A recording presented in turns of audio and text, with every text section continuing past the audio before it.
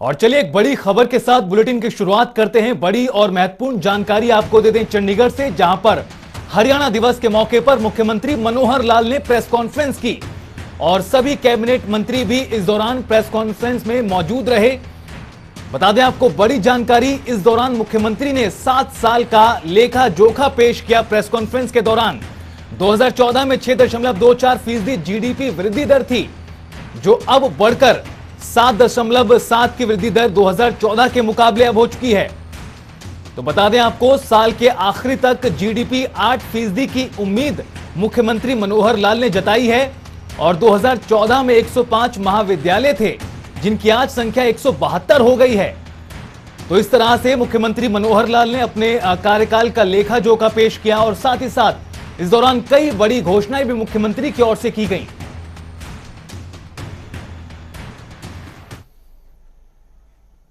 आगे बढ़ते हैं, रुख करते हैं अगली खबर का। एक और बड़ी जानकारी से आपको रूबरू करा दें। बड़ी और महत्वपूर्ण खबर, जहां पर मुख्यमंत्री मनोहर लाल ने बड़ा ऐलान किया है। हरियाणा दिवस के मौके पर अब एसडीएम और सीटीएम रजिस्ट्री कर सकेंगे। बड़ा ऐलान किया गया है मुख्यमंत्री मनोहर लाल की ओर से।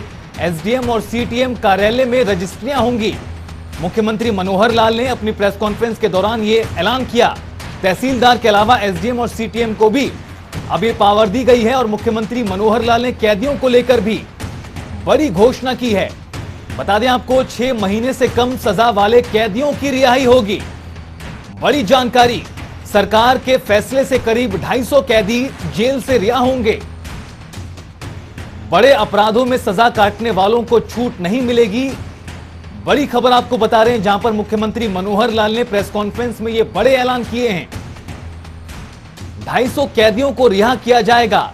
हालांकि जो संगीन मामलों में बंद हैं, बड़े अपराधों में जो सजा काट रहे हैं, उन्हें राहत नहीं मिलेगी। इसके अलावा एसडीएम और सीटीएम कार्यालय में भी अब रजिस्ट्रियां हो सकेंगी। बड़ी खबर, जहां मुख्यमंत्री मनोहर लाल ने हरियाणा दिवस के मौके पर प्रेस कॉन्फ्रेंस की और इस दौरान उन्होंने कई बड़ी घोषणाएं की। और हमारे वरिष्ठ सहयोगी पवन सिंह हमारे साथ जुड़ गए हैं ज्यादा बातचीत करने के लिए इस मुद्दे पर। पवन, मुख्यमंत्री मनोहर लाल ने हरियाणा दिवस के मौके पर यह प्रेस कॉन्फ्रेंस की और इस दौरान उन्होंने बड़ी घोषणाएं तो की ही की, साथ इस दौरान किस तरह से विकास हरियाणा में किया जा रहा है मनोहर लाल के नेतृत्व में, इसको लेकर भी उन्होंने विस्तार से जानकारी दी।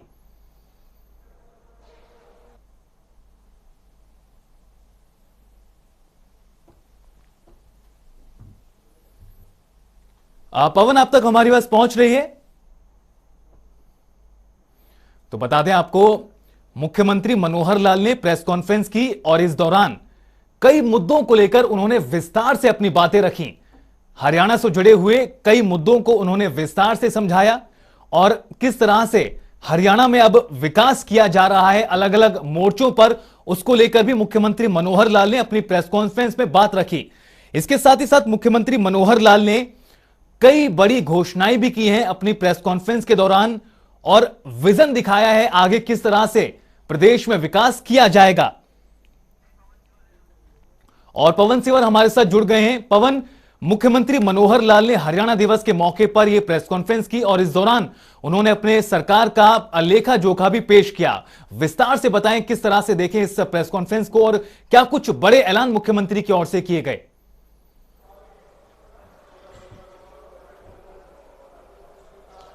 बिल्कुल, देखिए, आज हरियाणा के मुख्यमंत्री मनोहर लाल हरियाणा दिवस यानी 1 नवंबर हरियाणा दिवस के तौर पर हरियाणा मनाता है।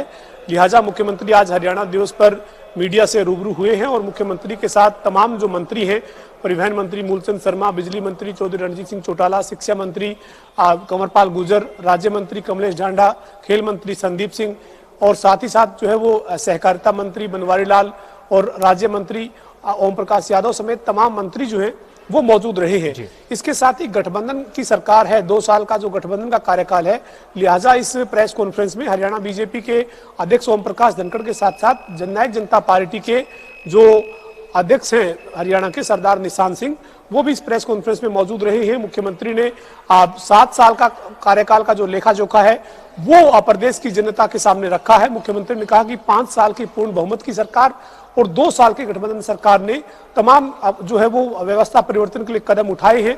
मुख्यमंत्री ने कहा कि हरियाणा में किसानों के लिए सरकार ने जो 14 फसलें ऐसी हैं जिनकी एमएसपी पर खरीद की है। इससे पहले केवल गेहूं और धान की खरीद एमएसपी पर की जाती थी, लेकिन अब हरियाणा में 14 ऐसी फसलें हैं जिनकी जो खरीद है वो एमएसपी पर हो रही है। साथ ही साथ भावांतर भरपाई योजना का जिक्र किया।